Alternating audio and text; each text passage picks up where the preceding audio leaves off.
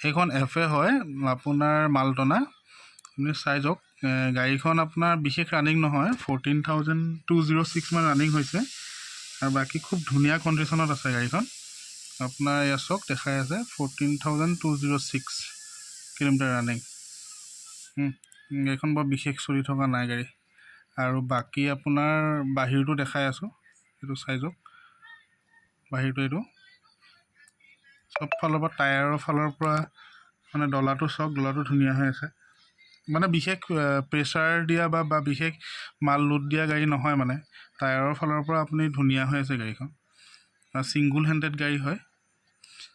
টায়াৰকেইটাও চাব, টায়াৰকেইটা ধুনীয়া হৈ আছে আৰু ফ্ৰণ্ট লুকটো বহুত ধুনীয়া হৈ আছে। একো কৰিব নালাগে, কাগজ পাতি প্ৰায় অ'কে আছে, খালি এটা ফেইল আছে, ফিটনেছটো ফেইল আছে। সেইটো আপুনি চাই যাওক, মই লিখি দিছোঁ ইয়াত যিখিনি তলত আছে, আৰু মোৰ কণ্টেক্ট নাম্বাৰটো শ্ব' কৰি আছে। আৰু যদি কোনোবা ইণ্টাৰেষ্টেড হয় কল কৰিব পাৰিব হা, তো অভাৰ ফোনত জনাই দিম বাকীখিনি। ঠিক আছে।